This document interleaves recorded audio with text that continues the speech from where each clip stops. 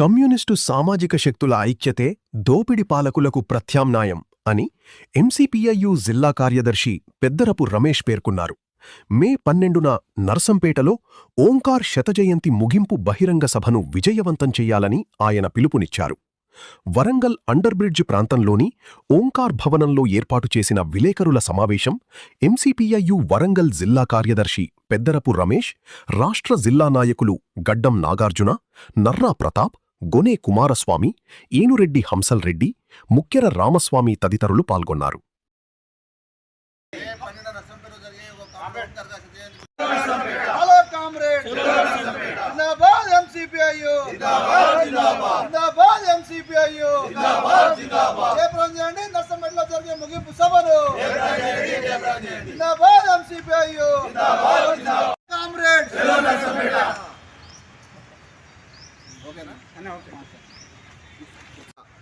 వీర తెలంగాణ రైతాంగ సాయుధ పోరాట యోధుడు, ఎంసీపీఐయు వ్యవస్థాపకులు, అసెంబ్లీ టైగర్, అమరజీవి కామ్రేడ్ మద్దికాయల ఓంకార్ గారి శత జయంతి వార్షికోత్సవాల ముగింపులో భాగంగా ఈ నెల 12వ తారీఖు నాడు నర్సంపేట పట్టణంలోని సిటిజన్ క్లబ్ గ్రౌండ్లో బహిరంగ సభ నిర్వహించడం జరుగుతూ ఉంది.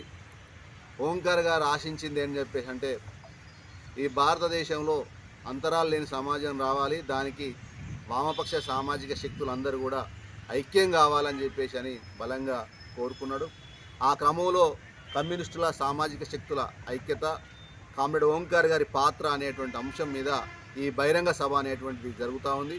ఈ బహిరంగ సభకి పార్టీ ఆల్ ఇండియా కార్యదర్శి కామ్రేడ్ మద్దికాయల అశోక్ ఓంకార్ గారు, పొలిట్ బ్యూరో సభ్యులు కిరణ్జిత్ సింగ్ శేఖర్ గారు, అదేవిధంగా సీనియర్ నాయకులు పొలిట్ బ్యూరో సభ్యులు కుల్దీప్ సింగ్ గారు, అదేవిధంగా అన్ని వామపక్ష పార్టీలకు సంబంధించినటువంటి రాష్ట్ర నాయకులు హాజరై ప్రసంగిస్తారు.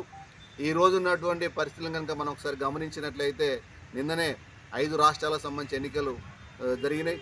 దేశమంతా కూడా ఒక ప్రమాదంలో ఉన్నటువంటి పరిస్థితి ఉంది. మనువాదం, మతోన్మాదం ముందుకొచ్చి ప్రజలంతా కూడా చీల్చి అనేక సమస్యలను ఈరోజు తెచ్చిపెట్టిన స్థితిని కూడా మనం గమనించాల్సిన అవసరం ఉంది. కాబట్టి భారతదేశాన్ని, భారత రాజ్యాంగాన్ని, ప్రజాస్వామ్యాన్ని రక్షించుకునేందుకు ఈరోజు వామపక్ష శక్తుల ఐక్యత, సామాజిక శక్తుల ఐక్యత అనేటువంటి చాలా కీలకమైంది. ఆ దిశలో భవిష్యత్తులో పోరాటాలు చేయడానికి కామ్రేడ్ ఓంకార్ గారి శత జయంతి వార్షికోత్సవం ముగింపు సభ అనేటువంటిది ఈరోజు ఒక కీలకం కావాల్సినటువంటి అవసరం ఉంది. కాబట్టి ప్రజలంతా కూడా పెద్ద ఎత్తున పాల్గొని జయప్రదం చేయాలని చెప్పేసి విజ్ఞప్తి చేస్తా ఉన్నాం.